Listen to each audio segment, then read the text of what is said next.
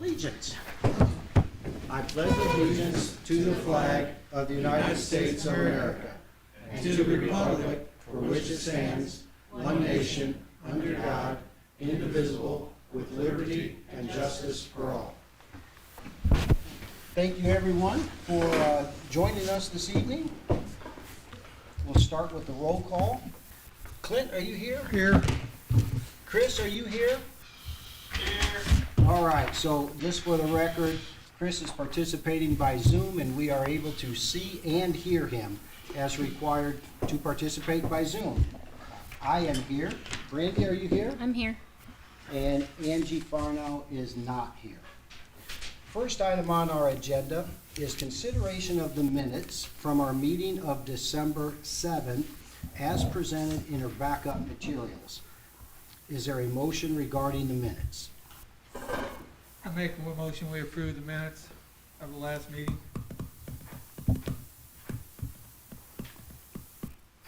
I'll second that. Thank you. It has been moved and seconded. Are there any questions or discussion regarding the minutes as presented? All those in favor of approving the minutes as presented of our meeting from December 7th, please indicate by saying aye. Aye. Aye. Motion Aye. carries and the minutes are approved.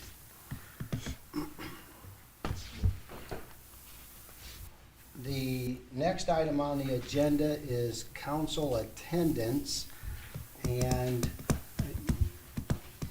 do we know, Yvonne, was that a specific separate item or? No. Okay, I don't think there's anything under that. At one point, there was some discussion regarding a resolution for attendance, but I don't believe that that's, We've not pursued that, Yeah. so. all right, we'll Sorry. just move right on. Next item is under old business, and it's discussion of the wastewater treatment plant, and that would be presented by Commonwealth.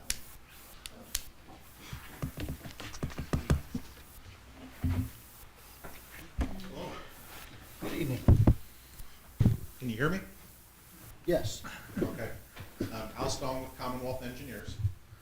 We talked this summer, we finished our preliminary engineering report, we identified our plan moving forward for the design of the treatment plant. Here tonight, we talked with the State Revolving Loan Fund.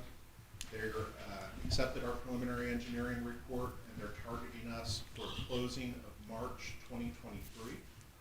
So in order to meet that closing date, we need to get started with our design. I met with your town manager. We went through the contract details and we went through the schedule. And we'd like to start the design in January of this coming year.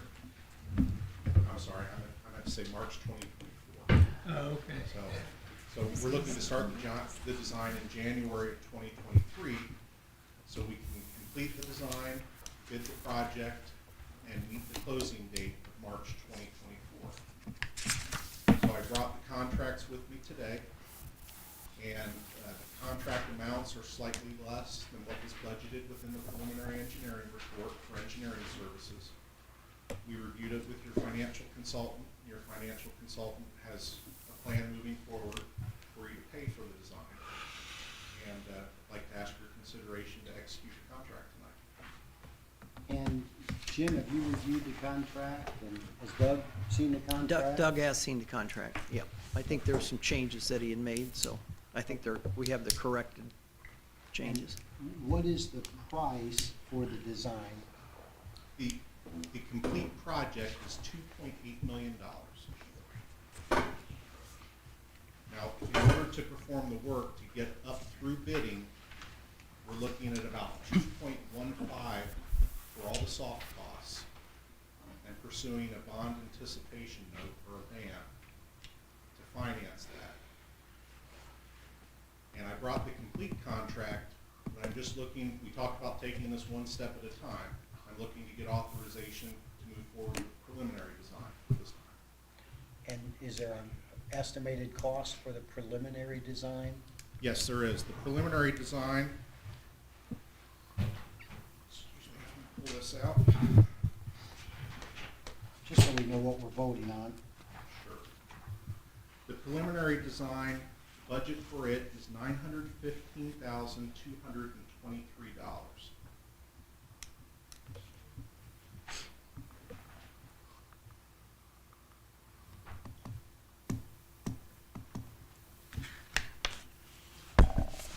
Any questions or comments?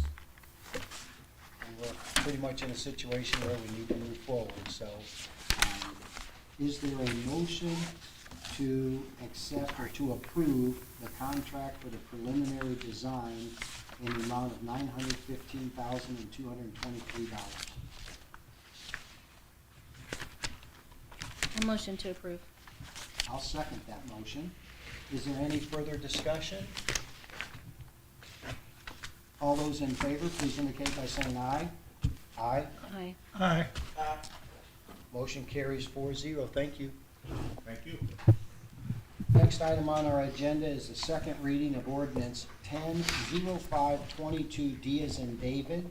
This is the ordinance authorizing TIF bonds to the Bukovic apartment project. We've discussed it many times. So I'll make a motion that we approve ordinance number 10-0522, D as in David. Is there a second? I'll second that. Now it is open for discussion. Are there any questions, comments, further discussion? All those in favor, please indicate by saying aye. Aye. Aye. Opposed? Aye. I Diane? abstain. Can I ask why? I mean, just on what grounds? Bill? I have abstained on this matter since day one because my employer owns the property. Now, I know that you have in your wheelhouse that I no longer have a conflict of interest on the perception that Hancock Health no longer owns the property. But in actuality, according to Beacon, the hospital does still own over 5 acres of the property within the 31.5 acre area allocated. Okay. Plus, there is also a buyback provision in the contract, should it not work out, that they must buy it back. So, therefore, I still have a conflict of interest. Okay, thank you. Next item on the agenda is understanding the Inflation Reduction Act. And is that Rick? Should I leave for these guys if they're not here and get it to them? Yeah, that way we'll Yeah. get it to him. Perfect. Thank you.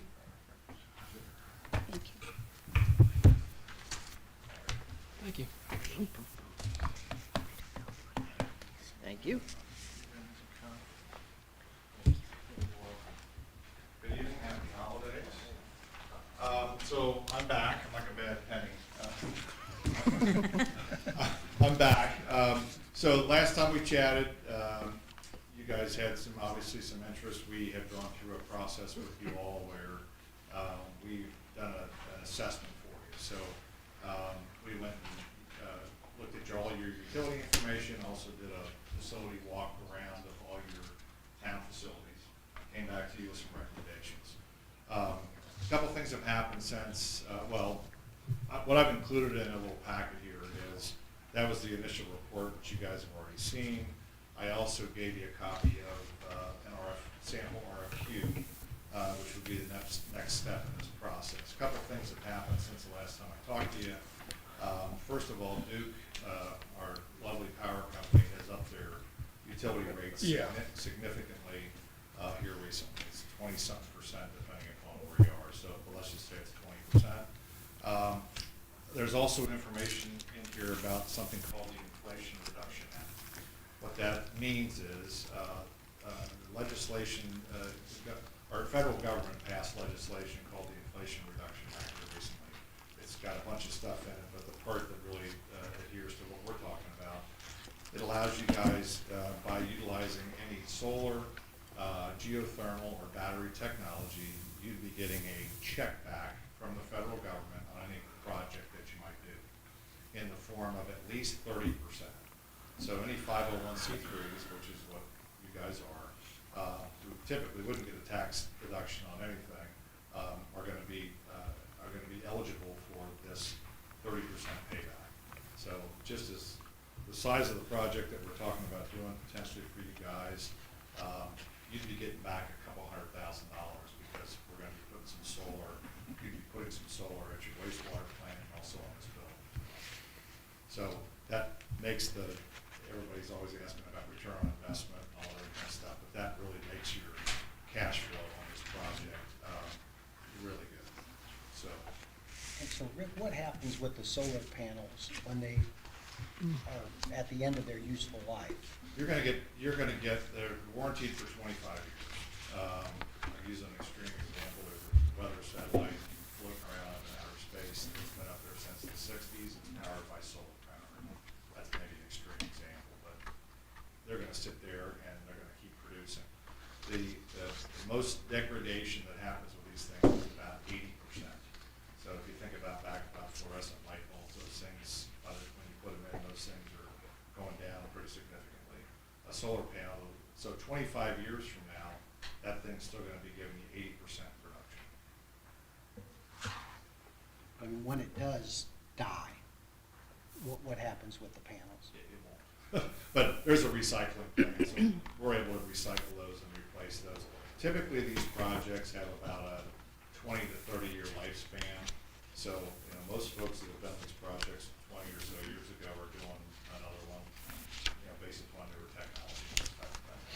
Is there a cost to get rid of the old panels? Those would be included in any kind of a maintenance contract that you have with you, where if anything went bad. And what's included with this is you're getting a full service maintenance plan that if anything goes bad with any of the panels, the inverters, anything else, everything's changed out as part of that maintenance plan.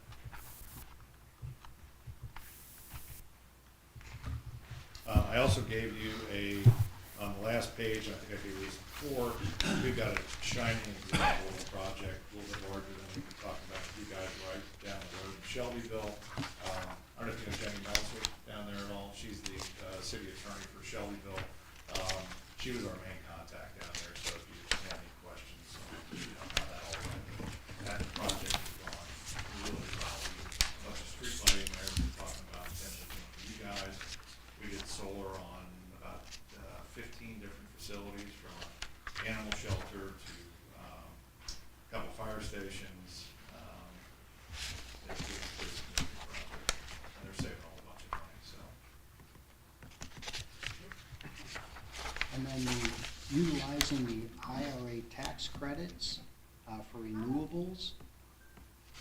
Yeah, so what would happen is, and again, typically, I'm not a bank, I don't get anything from how this thing gets financed, but a lot of folks, everybody says, well, how do we initially pay for this up front?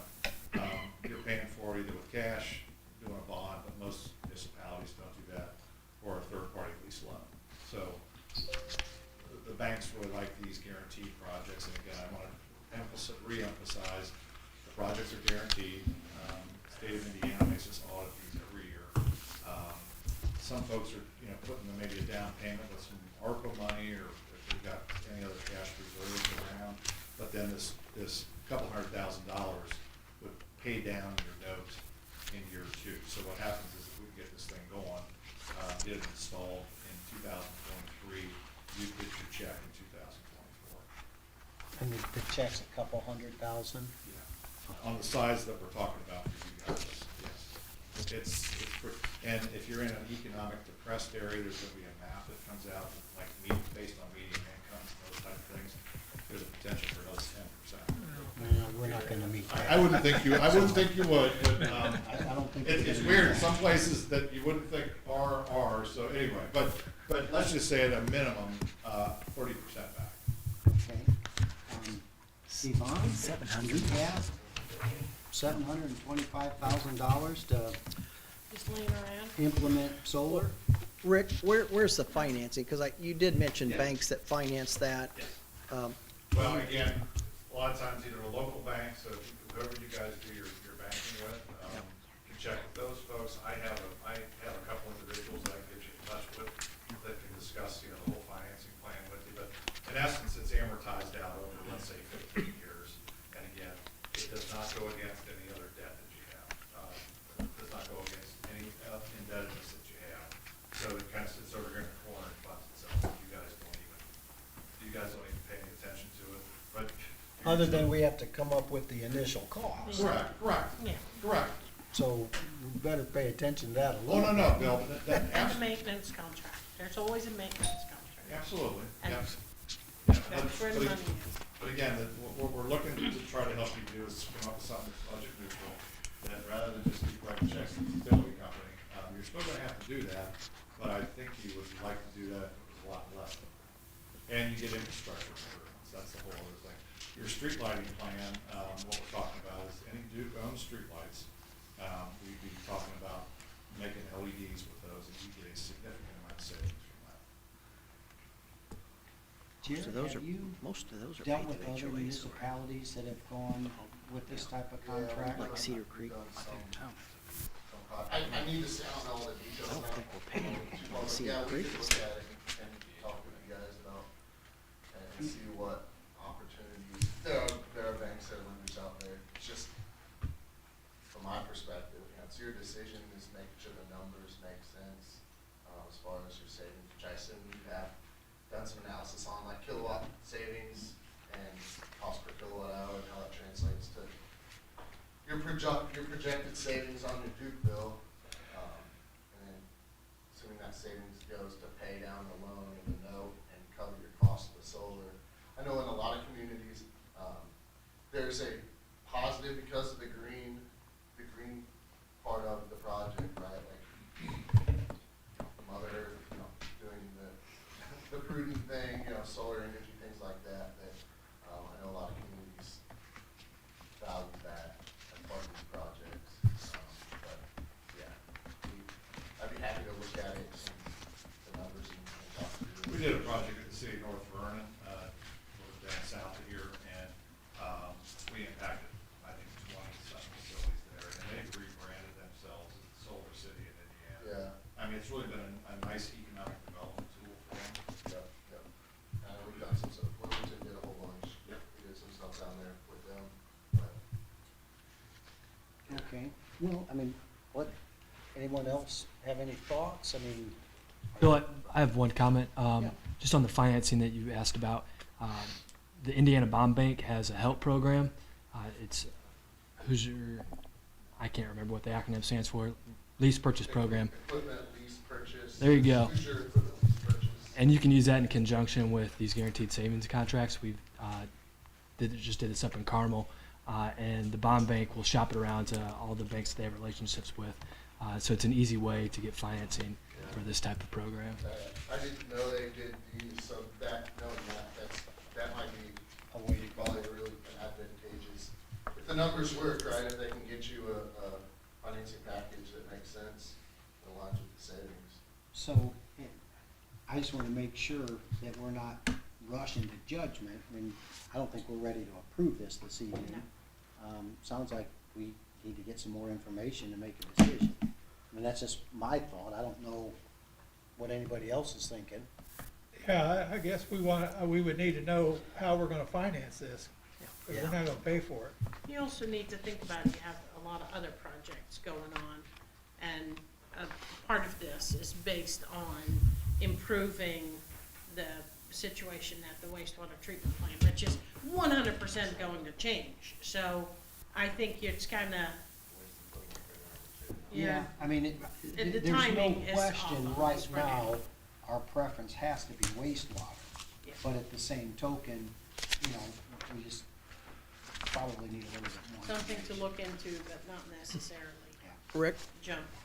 I would like to meet that Cindy Meltzer with you in Jenny Shelbyville. Meltzer? Is it Jenny? Okay, I'm sorry, I wrote Cindy. Yeah. So I'll do that, and then after that meeting, we'll set something up Jared, with Jared. Yeah, and send me what you got now, and I can, And I haven't heard, this is the first I've heard of then we'll have some hard numbers to work with, because at the end of the day, you know, if this thing floats by itself and it doesn't affect the town, you know, financially, other than ratings or something, you know, yeah, It doesn't, and again, it doesn't go, Yeah. it doesn't create, right, yeah, it goes, does not go against any. yeah. Okay, well, we'll wait to take a vote until we have more information. So, but, thank you, Rick. Anyone have any questions? Jim, I'll call you and set the time. Okay, fair, Go good. down, I'm sorry, Thank Yep. you. Thank you. Next item is discussion regarding the food truck ordinance. First thing I'd note is, looks like the food truck is gone. We got a coffee shop. Now there's a coffee trailer. So I don't know if that changes anybody's position regarding the current food truck ordinance or not. Doesn't change mine. Clint, are you in a position you want to move forward with? Well, we discussed about, you know, putting a timeline in our ordinance about how long they could stay there, you know, consecutively. And,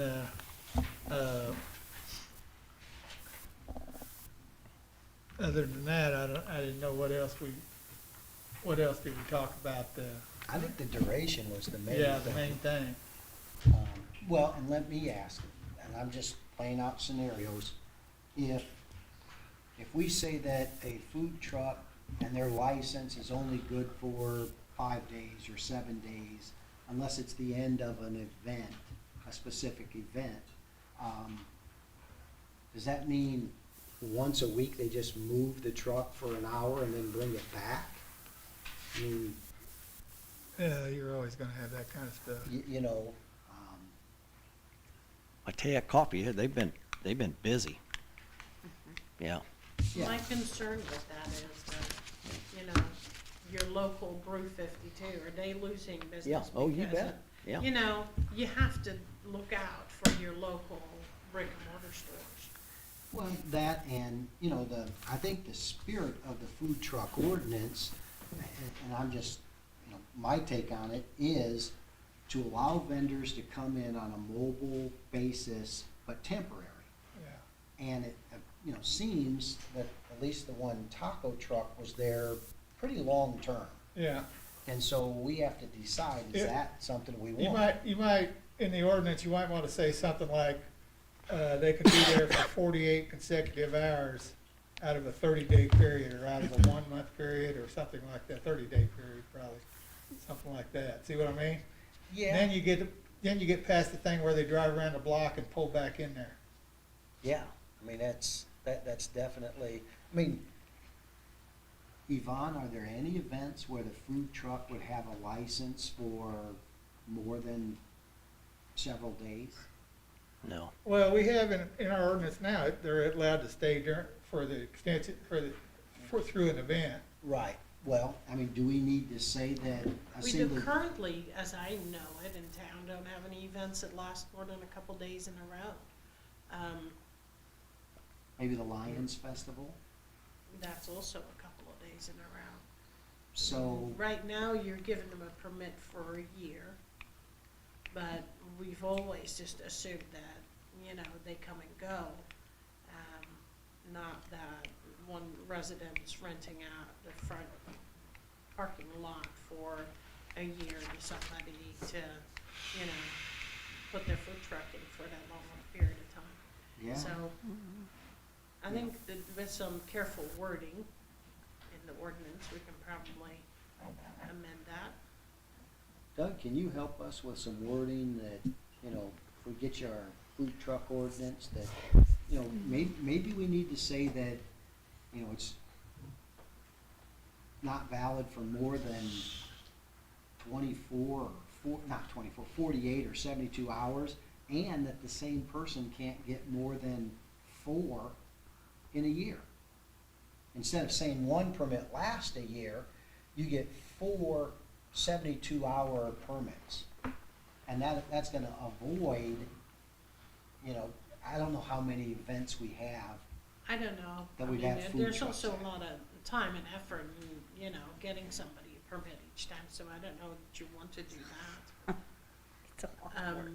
Because then you're back at what you tried to avoid with the last amendment to that food truck ordinance, where before it was like $200 for the year, and then you went, well, that's too much money, so we need to make it 25 for the year. And now you're basically saying, now they need to come back every month or two for a new food truck ordinance, so you're right back up to that same, you know, this, where you started. Well, and I think, and again, I'm just, my opinion, when we tweaked the food truck ordinance, we were thinking for single events, we wanted it to be a lower cost to encourage Yeah. people to come, but now we're faced with a situation I don't think was considered. You know, you have a property owner who is renting the parking lot and an extension cord, or maybe some of the internal use of the building, but the main sales are in a vehicle. And, you know, is that something that we want to allow? And I guess that's, you know, kind of the, Well, I think we lowered, the thinking when we lowered the price from $200 to $25 was that the Lions Club was having food trucks like the first Friday of every month, you know, for like from 6 to 8 or 5 to 8 or something like that. And that, you know, some of those people wouldn't come because that was the only time they were going to come to town. They didn't want to pay a $200 fee. And, but I will say, after looking at some food truck ordinance, that we are the only $25 one in the world. And that in Fishers and Westfield and Noblesville, it's $1,000. And plus, on top of the $100 Hamilton County or food truck, and I don't think Hancock County has a fee besides the, I don't know if the health department charges you a fee to inspect your stuff or not, but see what I mean? yeah. But,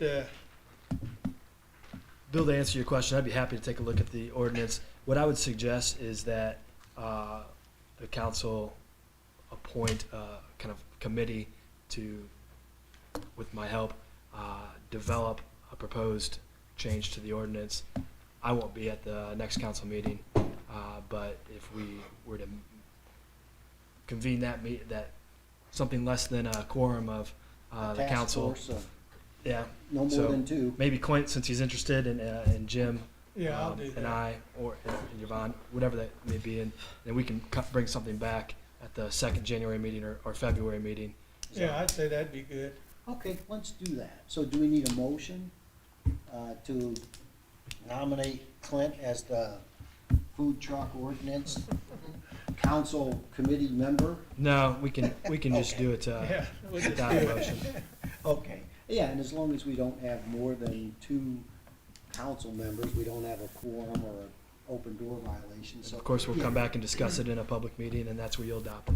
Okay, yeah, let's do that, and again, I don't think anybody anticipated a situation where a property owner was gonna give an extension cord and have a truck sit there indefinitely, and that's kind of the situation we have. We put limitations on garage sales. Yeah, Because you 3 have your days. professional garage sailors, so we put limitations on what they can do. So, okay, we'll do that, and we'll address this issue at another date. it breaks it. Next item on our agenda is a presentation by Jody Petro for barrel racing. She Oh, is the, recess? the copy lady that's set up there now, and she asked to be put in this, on the agenda, and she's not here. Okay, well, I guess we'll just move on, and with her not being here, then so be it. Before we move on to department reports, I'm gonna go a little bit out of order. And I'm gonna jump down to item 9.2 on the agenda. On October 21st, Angela Farnell engaged in combative behavior towards one of our employees, as shown on the police field investigation report. And I want to offer this right now before I go any further. Dale, you don't have to make a public records request. I've got a copy of this for you. I've got a copy of this field investigation report, and it describes where Angie Farnell burst through a closed door and instigated a loud and disruptive argument with our town manager while a member of the public was in the building. Then she stormed out of the town hall, met with Dale Wagner for a discussion in the parking lot prior to entering the police department to claim to be the victim of her premeditated argument with our town manager. Here's a photo, again, Dale, I've got a copy for you, of Angie using town property for her personal benefit. It's great to celebrate a family member's birthday, but town hall is not the proper place for this sign. In my opinion, it sets a terrible precedent. And if you want a place for public signage, I recommend that you rent a billboard. Bill, I can't see that. Can you describe that? Yeah, in fact, I'll make an extra copy for you. No, just describe it to me. Sure, it says, happy 26th birthday Clayton Farnell, and it's put right in front of town hall. Okay. So it's a violation of kind of ordinance, or? No, it's poor taste. Okay. She abused her position on this council and put the public in direct danger by taking a police officer away from being able to respond to an emergency if there were one. While instead of being available to perform proper duties, he was called upon by Angie to provide taxi services to her daughter, who was not injured in a car accident. It is truly unfortunate that Angie's daughter was actually in a car crash, and thankfully, nobody was injured, but her daughter was not asked to be taken for medical attention. Instead, she was asked to be taken home. That request should have never been made. What message did that send to the other driver who was involved in the car accident? To see the other driver involved in a car accident chauffeured home in a police vehicle by an on-duty officer in full uniform, in my opinion, sends the wrong message. I believe that Angie Farnell should be required to pay the town for the value of the transportation services she received. Uber is not free, a taxi cab is not free. Why should she receive free use of town employees and town equipment for her personal purposes? I also want to state very clearly that the officer did absolutely nothing wrong. He should have never been asked a favor by a person with influence over his department.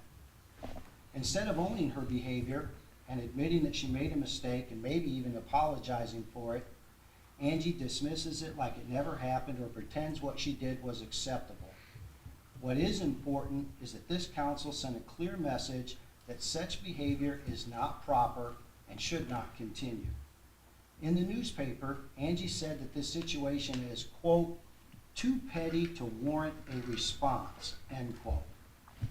Well, it wasn't petty when a former employee was fired for doing the same thing that Angie did. That is, using town personnel, town equipment during town time for their personal benefit, and I'll note that Angie voted in favor of firing that employee. This council has also censured a former elected official who, like Angie, refuses to do her job, created a hostile work environment in town hall, and intentionally obstructed town business.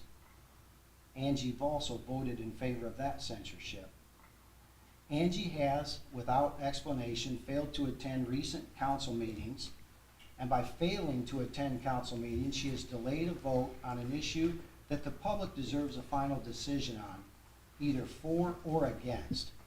I'd like to note that although Angie failed to actually attend or participate by Zoom at most of our recent meetings, during our November 16th meeting, she was, during the meeting, actively texting Dale Wagner, who was sitting in the audience at that meeting, as shown by this photo. And this is a photo of a telephone that was being held by Mr. Wagner that at the top of the screen says AF, and under it says Angie. It's at 7:17 p.m. Again, this is on November 16th, while our council meeting was going on. And what she texted was, quote, "Found the meeting where Chris was at the fire station, but never saw the part where he left for an alarm. It was the special August meeting."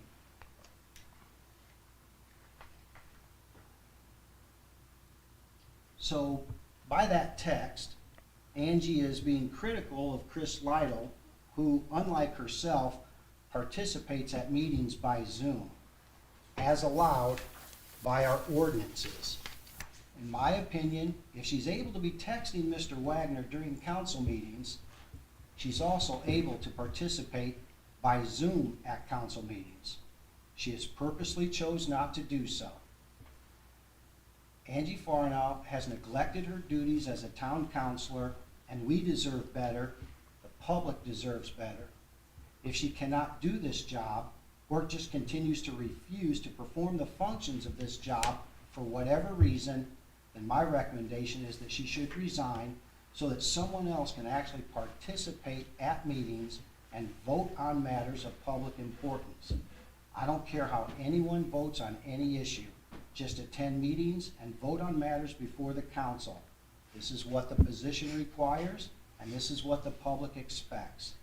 No developer should wait as long as the Bakovic company has waited for a final decision on their project. It's an embarrassment and a deterrent to anyone who wants to do business in New Palestine.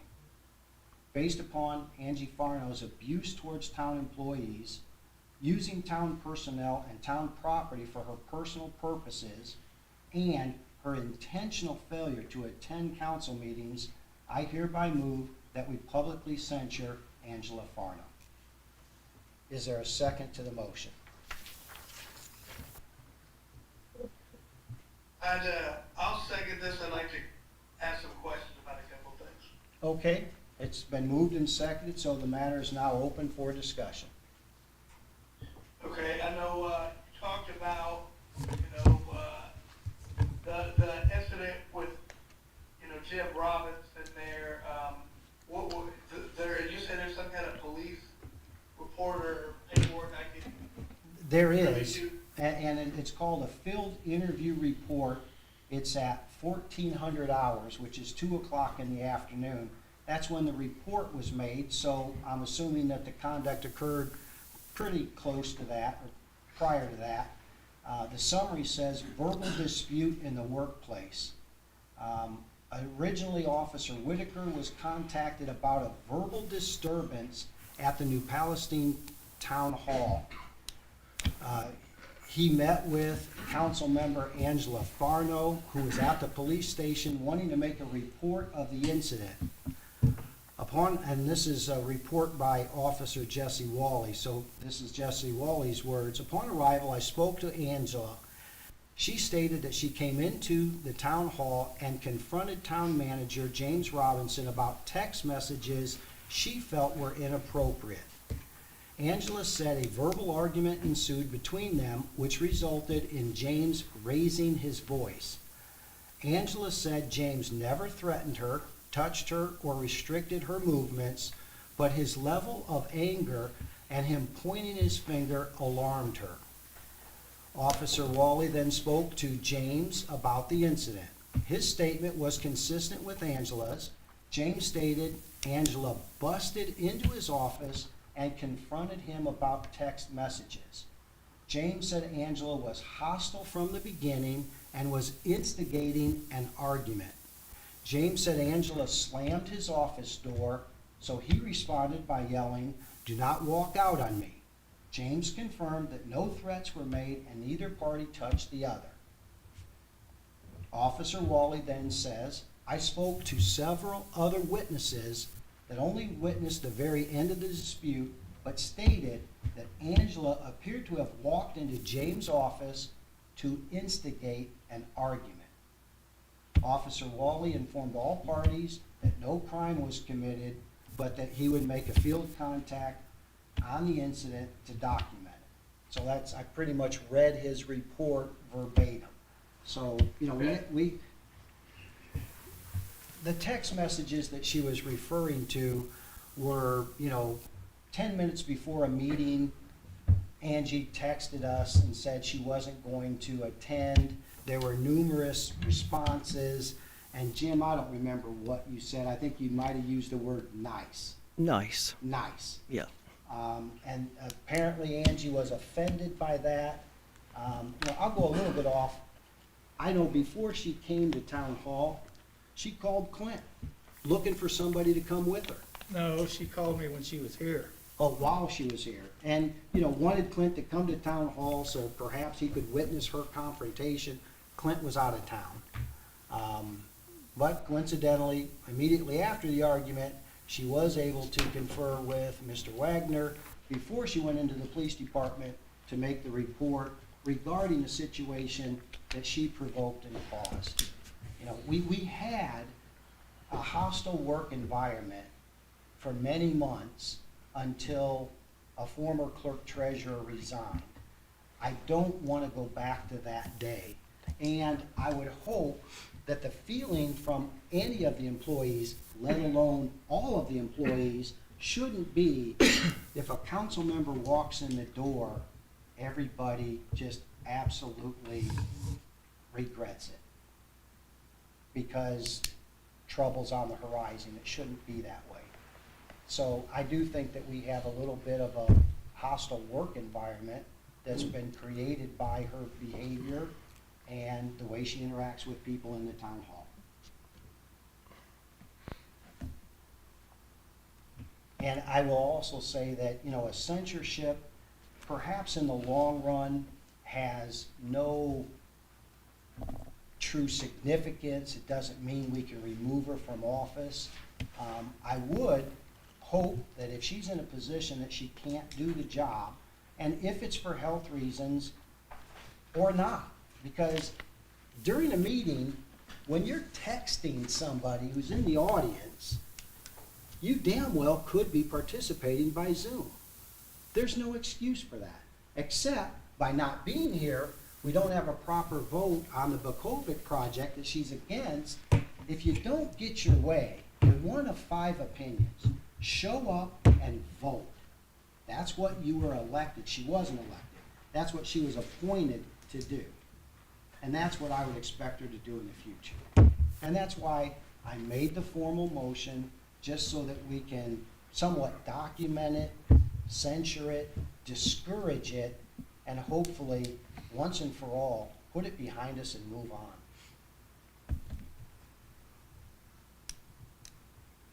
Well, in my opinion, I don't want to do anything on this matter until she's here to defend herself. And as long as she's adhering to state law about attendance to the meeting, which I'm not exactly sure what all the ins and outs of that are, but then I'd rather wait till she shows up at a meeting and we're able to address it when she's here. I'd love to address it with her here. Obviously, that hasn't happened for months. Who knows when it will, if it will. But I'm saying, if you can't do the job, do the world a favor and resign. But that's not the significance of the motion. The motion is just to document the behavior that's already occurred. So, any other questions or comments? Randy, would you like to add anything on the matter? I feel the same way Clint does. Okay. I feel that she should be here present, and be able to address or attest to what's been said. She has that opportunity tonight and every night that we meet in public. And I want to take a second and, point out that when Chris is traveling, when Chris has obligations, most of the time Chris participates by Zoom, and at least he's participating, and we appreciate that. We can move forward. But that's a side note. Chris, anything that you'd like to add? Yeah, just I feel like a bit of a extreme hypocrite if I say anything about somebody who's been to this point, man. I didn't plan on being as busy as I have been and traveling as much when I got involved, so I feel horrible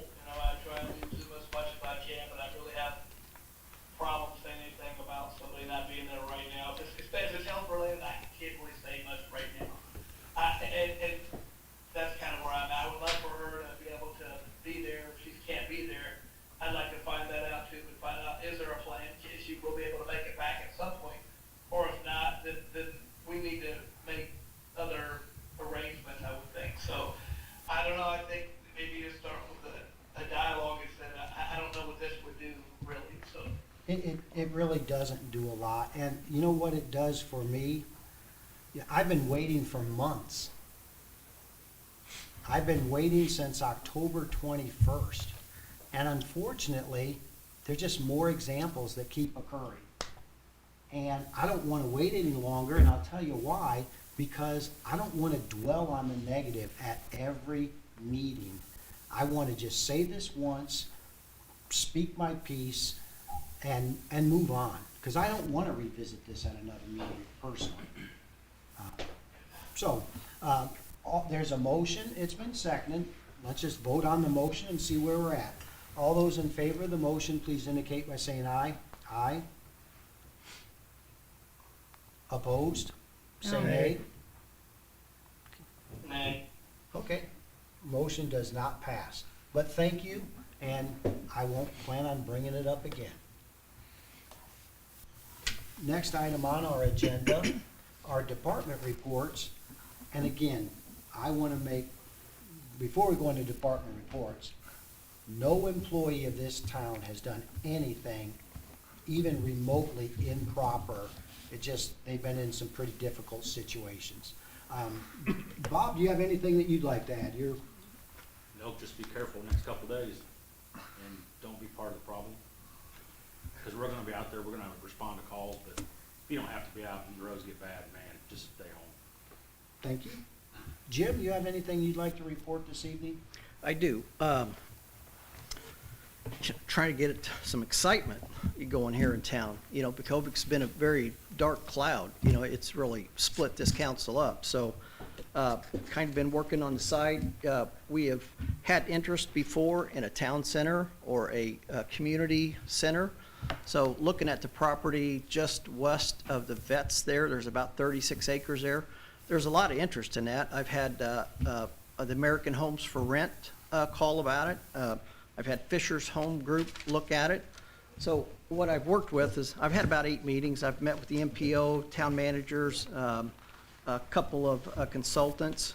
I've met with some commercial developers and actually some builders up at the top. But I've taken this piece of property here and kind of divided it up. It's about 36 acres. In the town, we could gain about a 10-acre park there with a lake and some trails and stuff around it. We could, actually, Julie Lucas is really excited about doing a new amphitheater out there. The town center, we've talked about this town hall for, 8+ years. We've got some old plans that they were gonna remodel it. We've got a parking lot that we thought about finishing. But there's some issues with town hall. It's a 60-year-old building, so we thought maybe doing a new government center. So what I'd like to do is, I've got this board here. It's about a $36 investment. I've got some stickers on it, but I want to get it to the next level. I want to get a rendering of that, and Envoy is a consultant that I've spoken with. They said they would do it for about $2,000. That would allow me to come in here with a kind of a rendering. It's a very fluid rendering, and then we could start talking about ways to finance it, whether we do BOTs, which partners that we would get involved with it, and we could also get community input. Are they interested in a 10-acre park, a new amphitheater, trails, the whole bit? So I think it's positive. I mean, Fishers have had it. McCordsville's doing it. Cumberland's going to do it.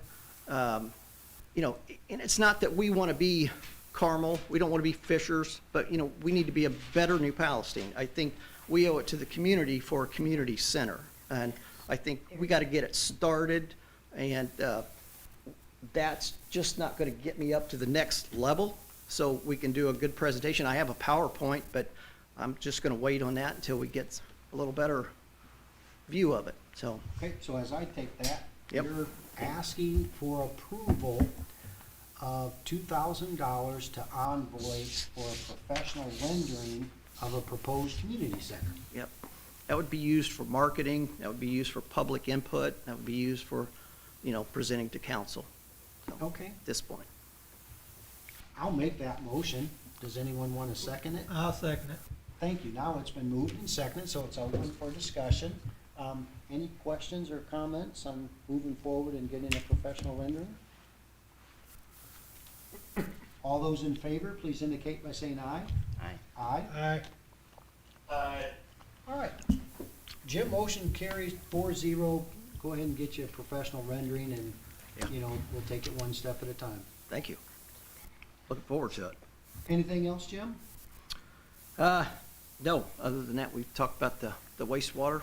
They give us a hell of a detailed, well, I tell you, this guy goes into hourly.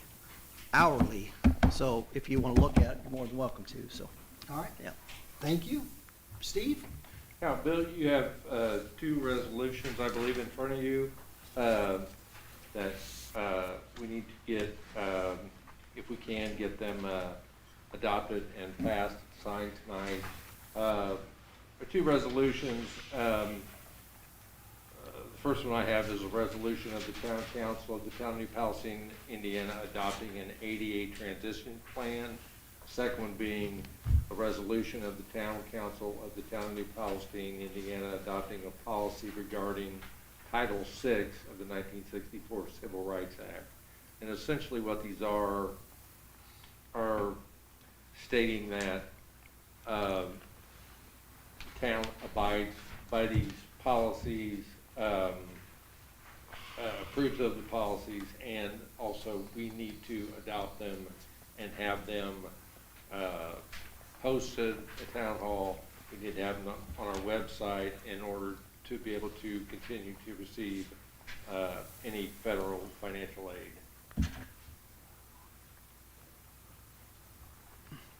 Okay, let me take them one at a time and assign a specific number, because Yvonne gave me those before the meeting.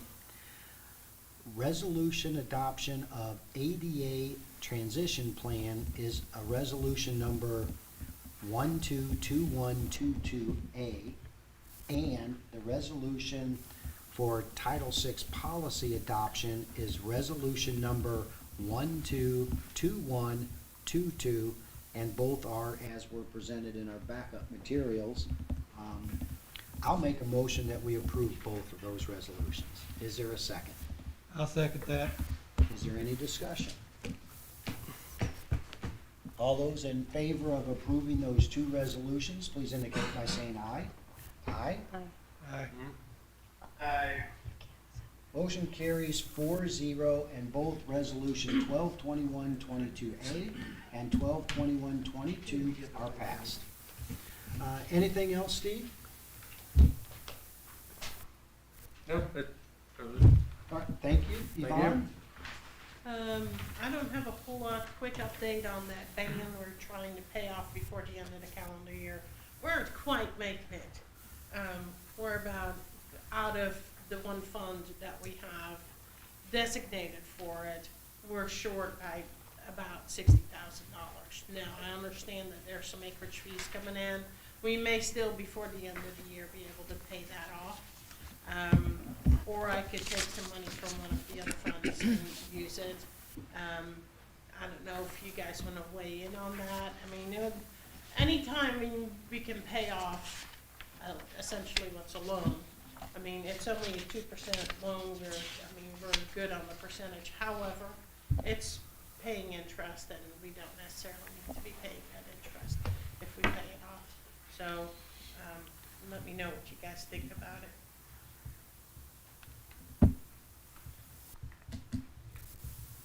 What's your recommendation? My recommendation is always to pay off a loan that you don't have to have. You know, this is a band, we're only owing $200,000 on it. I have, last time I looked, I think it was $140,000 ready to pay that off.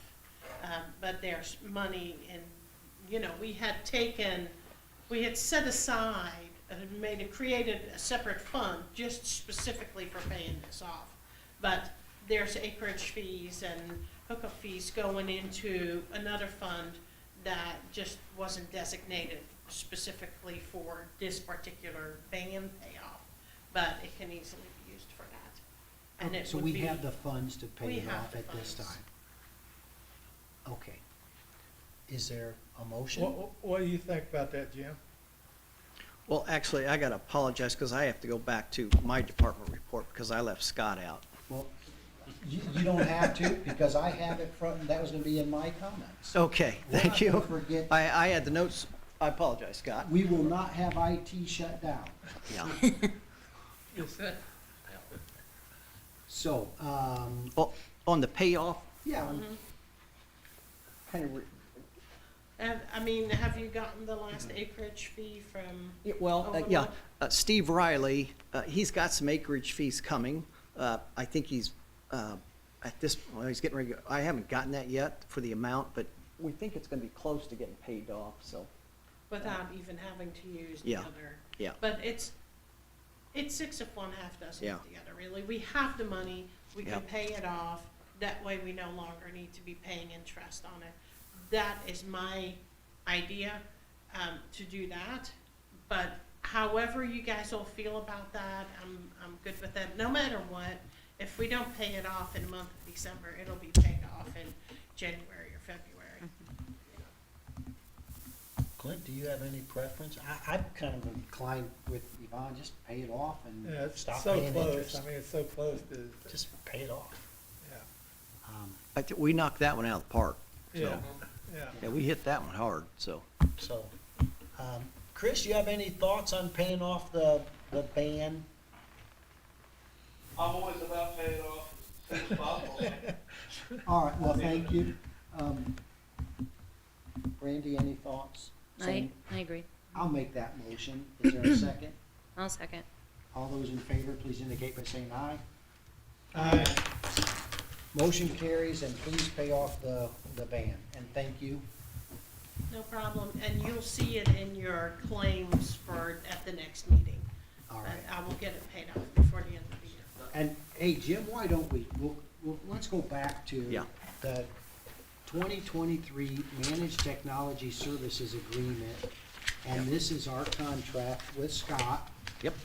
for 12 months. Is that correct, Scott? Correct, county year 2023. Okay, and I understand a couple items increased in price, is that correct? Yes. And if you would, just kind of briefly tell us what those were, and I'm assuming a lot of those are out of your control. Part of Licensing. Yes. Was one of them. The base rate that I charge is $95 an hour. It's less than 5% increase. I planned on doing it a couple years down the road, given the economic conditions, had to move it up a little bit. In addition to that, the phone service that the town uses is going to go up by a small amount as well. And that's primarily driven by less software licensing. Some of the software licensing for features that you guys use is increasing. So a small increase there. I think it'll be roughly a year. And then for offset data backups, it's going up by, I think, it's about $10 a year. And that's again driven by a bit of price increase. Well, Scott, let me just, for the record, say what you just presented to us is an increase that's less than the cost of living or CPI index increase this year. So I don't have, this is just me personally, any reservations whatsoever. And let's just get it on the table properly. I'll make a motion that we approve the contract as presented. Is there a second? I'll second that. Now it's open for discussion. So are there any questions, comments, concerns? I will have one more quick thing. The increase that you're looking at, Yvonne and I have been talking about some of the Comcast services, specifically down at the wastewater plant. That contract ended, I believe, in October. So you guys can enter a new contract, get some cost savings and better on the service. I think you were probably waiting for this contract the last time. And the savings there offsets this. Sure. So, it's a net neutral, in the long run for Okay. the town. Well, and just a very side note, this evening's meeting, the fact that, Chris is now on the big screen. Chris, I don't know if you knew you were on the big screen. We're seeing you in Technicolor. But I'm sorry. no, but my point is that that's so much nicer than just a small, computer monitor at your place. So Scott, thank you for making those arrangements, and again, it's very small, but it's an advancement in technology that we didn't have before, and we appreciate it. So, any other questions or comments regarding Scott's contract? All those in favor, please indicate by saying aye. Aye. Motion carries and the contract is approved. Thank you. You're welcome, thank you, and we'll get it signed. Okay, I think we're done with department reports. We'll open up the floor for public comments. If anybody would like to make some, please come on up to the podium, give us your name, your address, and share with us anything you'd like to share for no more than 4 minutes. Chris Warnemont, Cedar Creek Lane. I have a brief story to tell to frame my comments later. About 10 years ago, my daughter was a freshman in high school. And that was a time, as you also had a daughter, Bill. Still I know do. several that were freshmen at that time. And Yvonne and Jenny, I know you do as well.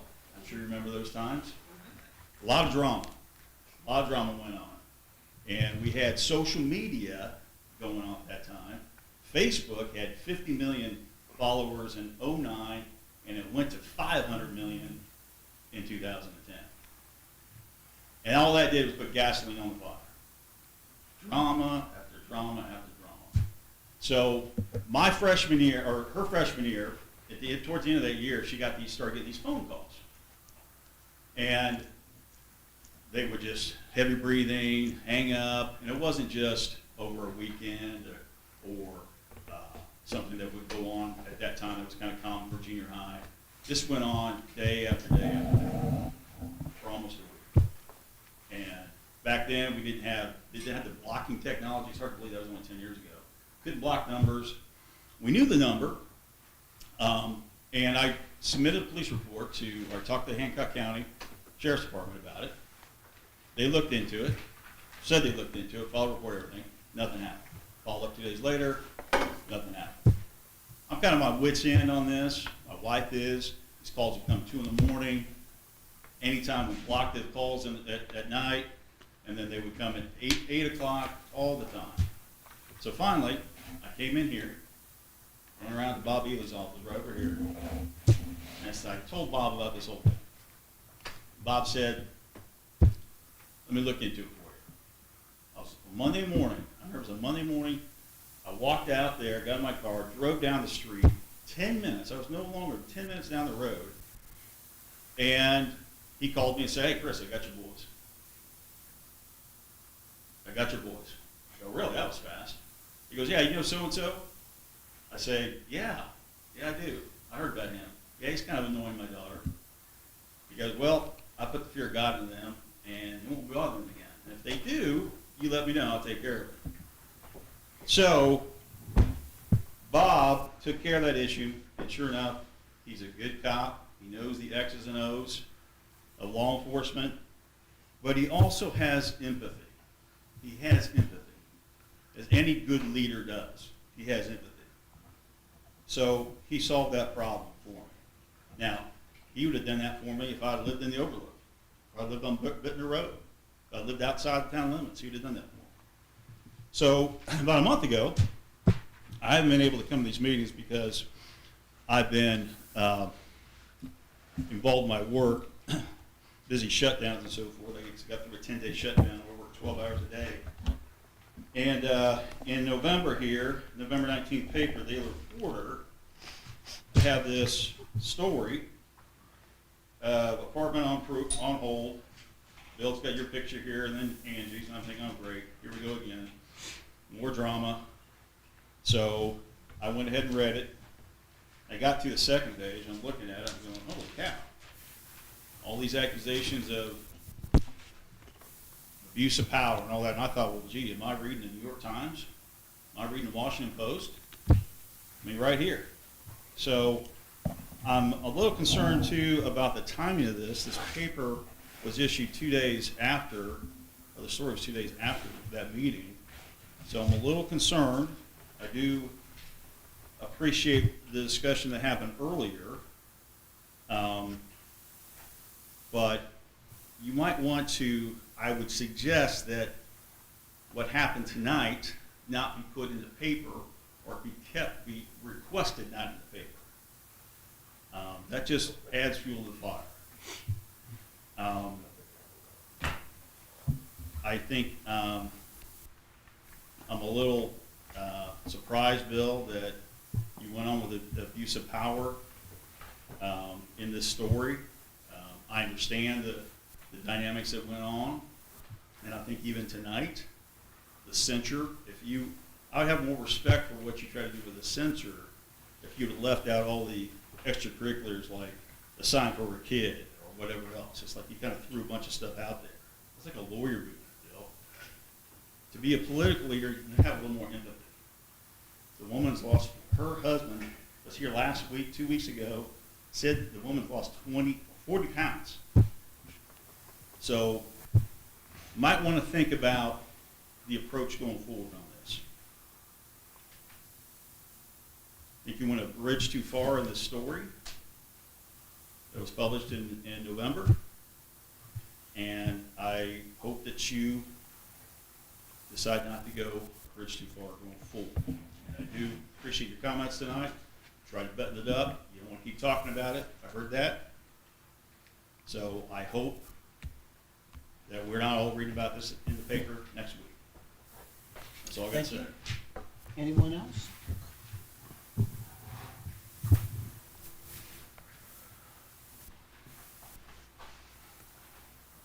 I'll talk to the rest of you, not to Bill, but to address the text message that was read. That text message was on November 5th, and it was my text, not Angie's text. So just so you all have the right story, that's where the message was. It was on a Saturday, it was not in a town meeting. But that doesn't help Bill's story and his case and his battle for the TIF for the apartment. And don't give me the condescending thank you. Thank you. Anyone else?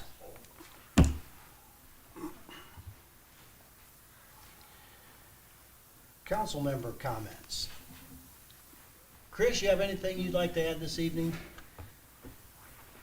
No, just, like I said, I had a foot surgery the other day, apologize, I'm not there, but couldn't make it in. Thank you. And again, we appreciate the fact that you care enough to participate by Zoom. Clint, you have anything you'd like to add? No. I don't have anything to add. Brandy, you have anything you'd like to add? I have a lot that I'd like to add, but I'm going to be selective in what I choose to add at this time. I've heard several words used tonight about environments that have been created, including the words hostile and abuse and everything else, and that employees here during the day feel that way, or that people in general feel that way. I'll tell you, I feel that way every time I come to a meeting. Every single time. I signed up to make a difference in our community, to try and do things for the right reason, to make a positive difference in this town. I come every week other than a medical emergency in my family. I had to leave my daughter's senior recognition banquet early so someone could be here to legally start a meeting so 3 people would be here in person. Tonight, if one of us had been severely ill, we couldn't have had a meeting. This is not just about one issue. This is about a big picture that is not going to get better anytime soon as long as the same 5 people remain on this council. We have 1 more year of a term. I do not know if everyone up here wants another term or not. All I know is we have 1 more year to work towards the betterment of our community.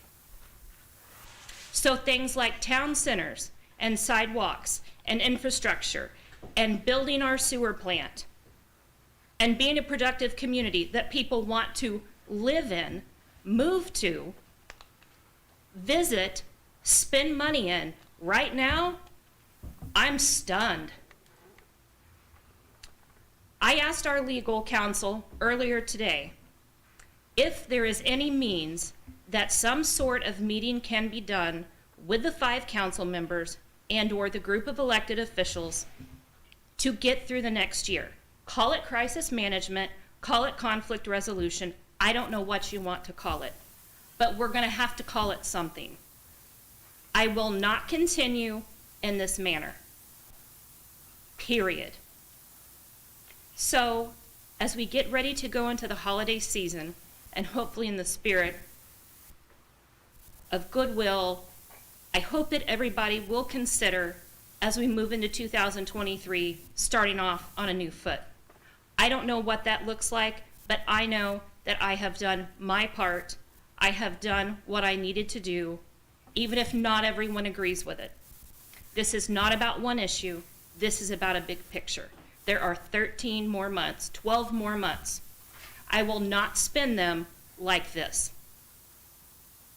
So, with that being said, Doug, as I spoke with you earlier, if you have any thoughts or ideas to float as we go into the next year on anyone who has any sort of experience with, or even would be remotely interested in trying to take this on and moving towards a more positive future for our town, or camaraderie, or whatever you want to call it up here, I'd really like to see that.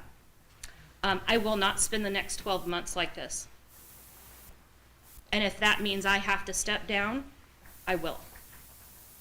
Thank you.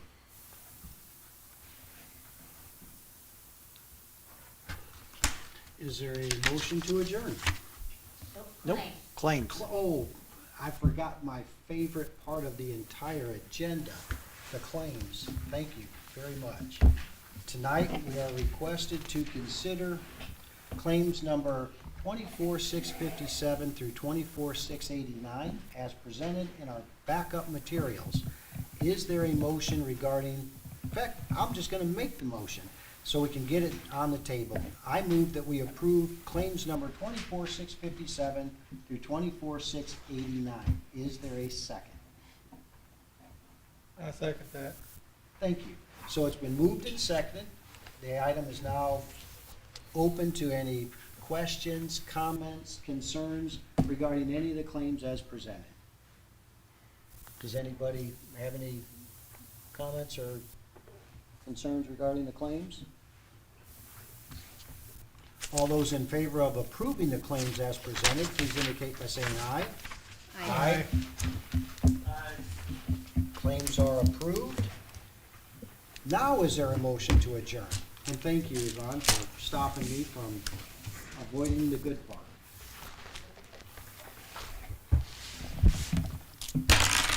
I make a motion, we adjourn.